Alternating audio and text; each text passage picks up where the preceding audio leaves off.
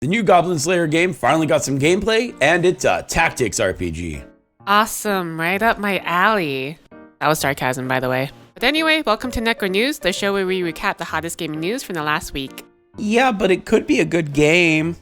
Or you. No, it's gonna be a great game. It's gonna be a great game. It's gonna be great. Gonna be great. It's gonna be great. It's gonna be great. It's gonna be great. To start, you guys wanted us to cover more upcoming games, so here's what we've got. The devs of the wildly popular Slay the Spire mod, Downfall, announced they are making their own hexboard-based tactics roguelike game with what they are calling a system of complexity at your own pace. Popular Nintendo emulator Dolphin will be coming to Steam, which has a lot of great implications, and honestly could be its own video. And finally, the dev of the original Kerbal Space program has announced Kit Bash Model Club, where you build remote cars and race them, or something. I don't know. It's something I'm gonna play because I like that minigame in Yakuza. Racers and OG. One of my favorite movies / comics / game is getting an animation, and I couldn't be happier. Netflix, in a rare moment of doing something right for once, has announced a full animation of Scott Pilgrim with the entire movie cast voicing their respective characters. Brian Lee O'Malley, who created Scott Pilgrim, will co-write and produce the anime version, along with Ben David Grabitsky. Sources call it an anime, but I have my doubts on whether it's actually going to be an anime or like, I don't know, an American cartoon style instead, like the comics. I mean, yes. Yes. Not an anime. You guys remember last year when we reported that E3 is dead? Well, it is. Again, and maybe this time for good. Earlier this week, it was announced that Sega and Tencent both were not going to be at E3 this year, which brings the total number of major companies not attending E3 7, namely being Nintendo, Sony, Microsoft, at least not physically, Sega, Tencent, Ubisoft, and Devolver Digital. That last one was a major blow. With this news, an internal email was sent out to its members stating that E3 will be cancelled this year because, and I quote, "It simply did not garner the sustained interest necessary to execute it in a way that would showcase the size, strength, and impact of our industry." We did it, gamers! We killed E3. But in true Necromancer fashion, I'm not going to let E3 die entirely. Booster and I will be working on our own thing around the same time as E3, where we'll do our best to update you on all the news as it happens. More details later.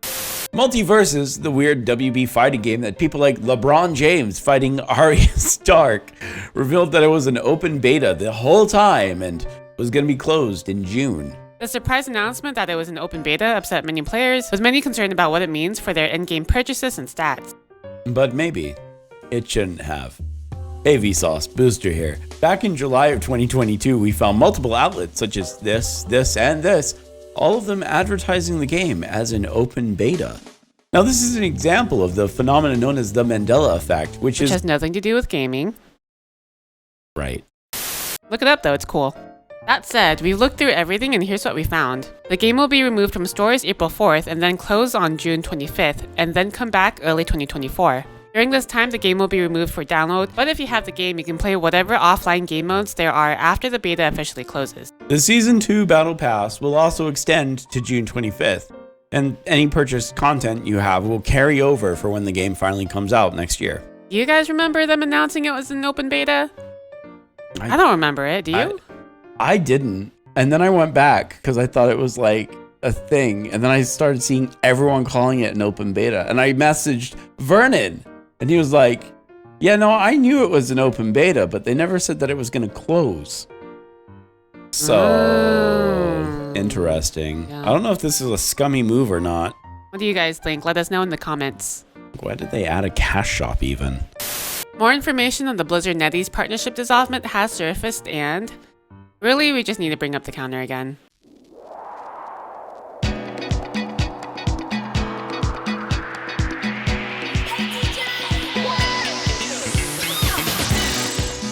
According to anonymous sources speaking to the New York Times, Netease wanted to change their contract to force Blizzard to stick to Chinese regulations.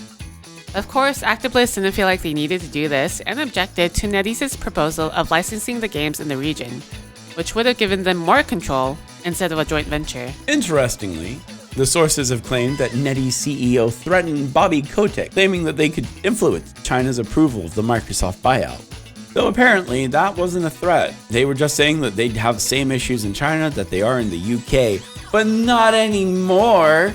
Activision in retaliation was basically like, yeah, okay, sure, we'll accept for $500 million. Huh. Didn't expect that one. In a surprising twist of the saga of Sony versus the evil Xbox merger, Congress has joined the battle. In a Senate Finance Committee hearing on Thursday, multiple members of the U.S. Congress accused Sony of engaging in anti-competitive conduct in Japan, of convincing many third-party developers from publishing on Xbox so that Sony can have a stronger foothold than Microsoft does. Wow, who would have thought? Not I. An example of this would be the game White Knight Chronicles. For those of you who don't know, it was originally going to be an Xbox 360 exclusive. But then it was bought by Sony and made a PS3 exclusive halfway through development. It was going to be a big game in Japan, and was going to put Xbox on the mark for RPGs, but that didn't happen. And the game is crap because of it. Anyway, in the hearing, a Republican letter stated, "We understand that Sony, which holds 98% of the market in what world, pays third game publishers, fuck my life, dude. Third rate, more like. Pays third-party game publishers not to make their content available on Xbox and systematically negotiates exclusivity arrangements that keep the most popular games in Japan off of the Xbox, like the aforementioned White Knight Chronicles." David Cuddy, a representative at Microsoft, stated, "Sony's anti-competitive tactics deserve discussion, and we welcome further investigation to ensure a level playing field in the video game industry." You can just hear the snort in his voice when he wrote that.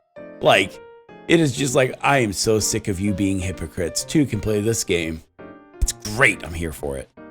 That's it for this week's news. This week's Buried Alive Banger, a segment where we cover the games our community doesn't think has had enough attention, is Elle.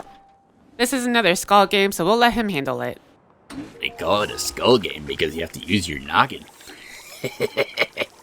Nil is a terraforming strategy game where you are tasked with reclaiming a wasteland zone and revitalizing it so distinct ecosystems can flourish.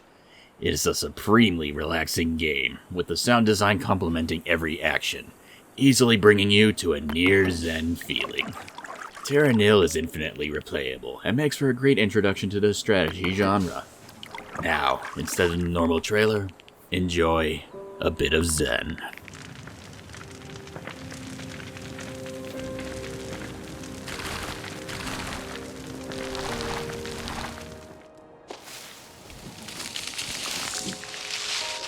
If you guys have a game you want us to highlight for the segment, let us know in the comments or join us in the Discord so that we can bully you. Do it. And here are the games coming out this week. GrimGrimoire is finally coming out, so expect to stream about it soon. The Switch actually has a lot of good games now that I think about it. Like a lot of Elle core games. Yeah. It's pretty interesting. Also, play Raven's Watch. I know it's early access, and we don't usually cover early access, but I felt like, let's do it. Hey, what's up? It's me, it's Booster, well, Future Booster. In comparison to the Booster who recorded before, he's stupid. Don't listen to him. Don't play that early access game. Play Meet Your Maker. Play Meet Your Maker. That's much cooler. That's a much cooler game. Oh my god, I didn't know that was coming out. You should all play that game.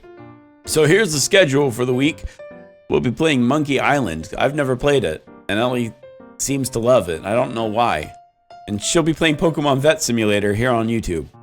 And let us know in the comments what you guys think about the merger, and what about E3 being canceled. We'd love to hear your thoughts, as we do read every comment. Well, if you like to be up to date on all the hottest gaming news, be sure to drop a like, follow us, subscribe to us, do all that good stuff. And until next time, everybody. Goodbye. Goodbye.